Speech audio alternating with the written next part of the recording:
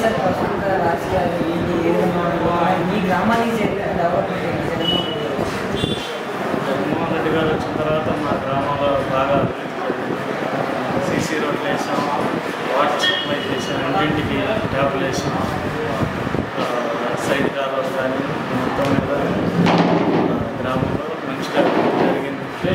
సంక్షేమ పథకాలు కూడా అందరికీ పార్టీలకు అతీతంగా కూడా సంక్షేమ పథకాలు అందినాయి. రాబోయే రోజుల్లో కూడా ప్రజలందరూ జగన్మోహన్ రెడ్డి గారి నాయకత్వాన్ని కోరుకుంటారు.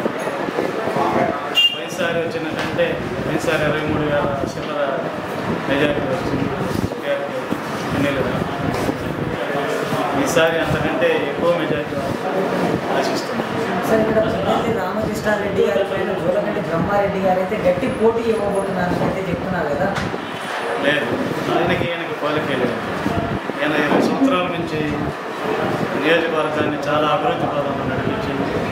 ఆయన ఇవాళ ఇక్కడ ఉండడు, రేపు గుంటూరులో ఉండడు. ఆయనకి ఆ పార్టీకి ఒకళ్ళనేది నాయకుడిగా ఉండలేదు. ఇక్కడ మాచర్లగడ్డ మీద ఎవరికన్నా నాయకత్వం ఉందంటే పిన్నెల్లి రామకృష్ణారెడ్డి గారి నాయకత్వం. సార్ ఏంటి సార్ మరి ఈ పొత్తు ఈ అలయన్స్లు ఏవైతే ఉన్నాయో టీడీపీ జనసేన మొత్తం కాంగ్రెస్ కూడా వెలుగులోకి వస్తుంది. మరి ఇన్ని పార్టీలు పొత్తులతో వస్తున్నప్పుడు జగన్మోహన్ రెడ్డి గారు భయపడే అవకాశాలు ఏమన్నా?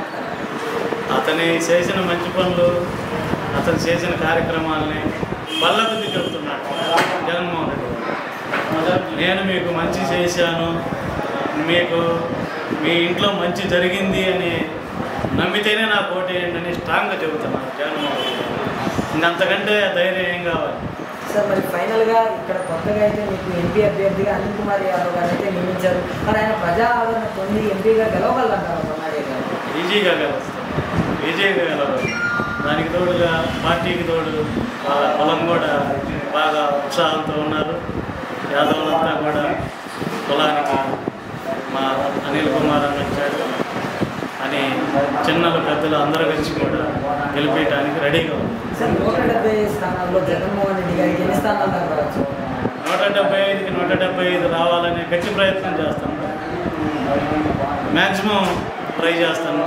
ఇందులో 15 తగ్గితే తగ్గొచ్చు, కానీ 175కి 175 రావాలని ప్రయత్నం.